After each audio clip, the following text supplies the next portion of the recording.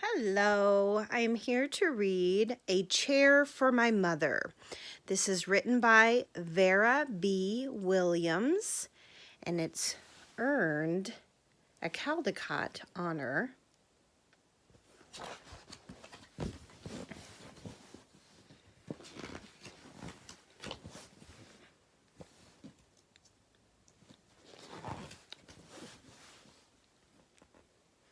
My mother works as a waitress in the Blue Tile Diner.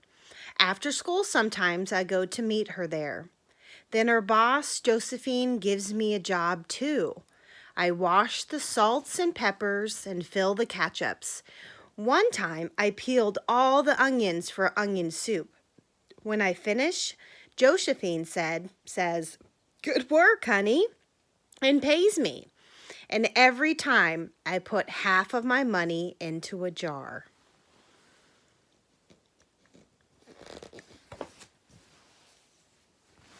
It takes a long time to fill the jar this big. Every day when my mother comes home from work, I take down the jar.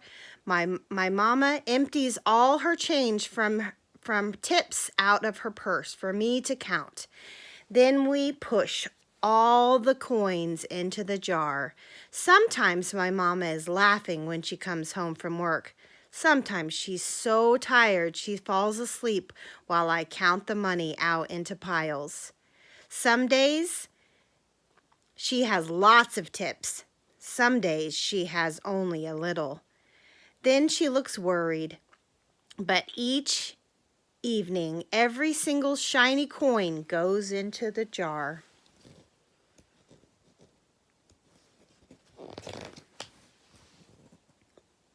When we sit in the kitchen to count the tips, usually Grandma sits with us too. While we count, she likes to hum. Often she has money in her old leather wallet for us.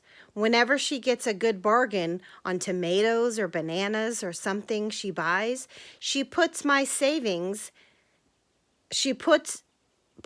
the savings and then goes into the jar.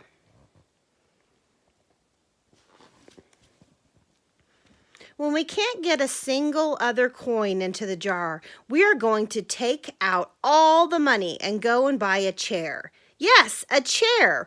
A wonderful, beautiful, fat, soft armchair. We will get one covered in velvet with roses all over it. We are going to get the best chair in the whole world. That is because our old chairs burned up. There was a big fire in our other house. All of our chairs burned. So did our sofa, and so did everything else. That wasn't such a long time ago.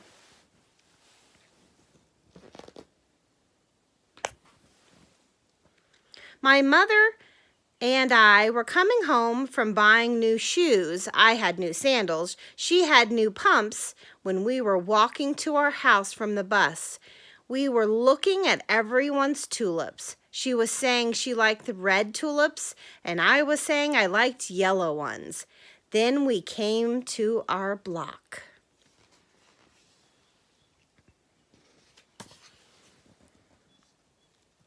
Right outside our house stood two big fire engines. I could see lots of smoke. Tall orange flames came out of the roof. All the neighbors stood in a bunch across the street. Mama grabbed my hand and we ran.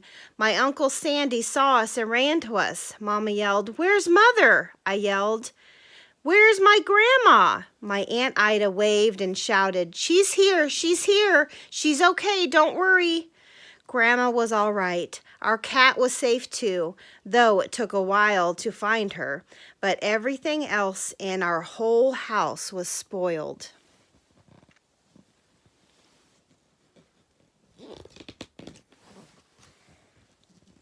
What was left of the house was turned into charcoal and ashes. We went to stay with my mother's sister, Aunt Ida, and Uncle Sandy.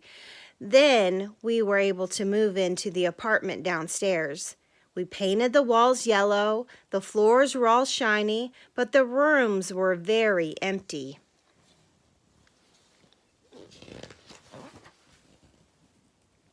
The first day we moved in, the neighbors brought pizza and cake and ice cream, and they brought a lot of other things too. The family across the street brought a table and 3 kitchen chairs. The old man next door gave us a bed from when his children were little. My other grandpa brought us this beautiful rug. My mother's other sister, Sally, and made us a red and white curtains. Mama's boss, Josephine, brought pots and pans and silverware and dishes. My cousins brought me here.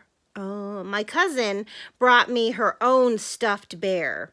Everyone clapped when my grandmother made a speech. You all are so kind. And she said, we are thankful for very, very much. It's lucky we're young and can start over. That was last year, but we still have no sofa and no big chairs. When Mama comes home, her feet hurt. There's no good place for her to take a load off of her feet. When Grandma wants to sit back and hum and cut up potatoes, she has to get as comfortable as she can on that hard kitchen chair. So that is how come Mama brought some of the home, the biggest jar she could find at the diner, and all the coins started to go into the jar. Now the jar is too heavy for me to lift down. Uncle Sandy gave me a quarter. He had to boost me up so I could put it in. After supper, Mama and Grandma and I stood in front of the jar. Well, I never would have believed it, but I guess it's full, said Mama. My mother brought home little paper wrappers for us for the nickels and dimes and quarters. I counted them all out and wrapped them all up. On my mother's day off, we took the coins to the bank. The bank exchanged them for $10 bills when we took the bus downtown to shop for our chair.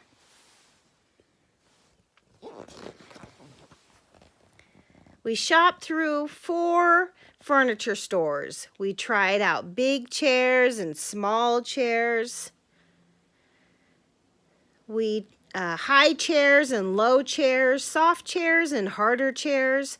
Grandma said she felt like Goldilocks in the 3 Bears, trying out all the chairs.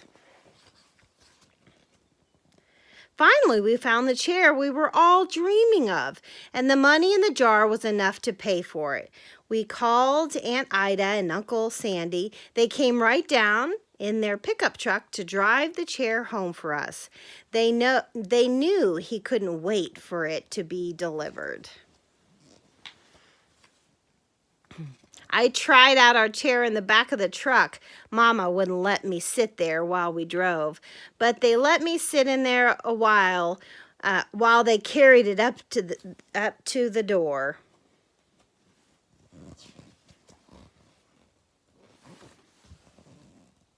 We set the chair right beside the window with the red and white curtains.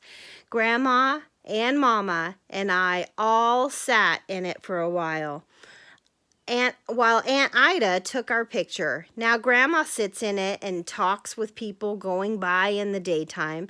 Mama sits down, watches the news on TV when she comes home from her job.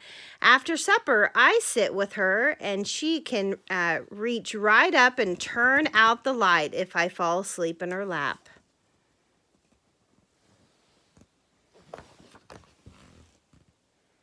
The end. A chair for Mother.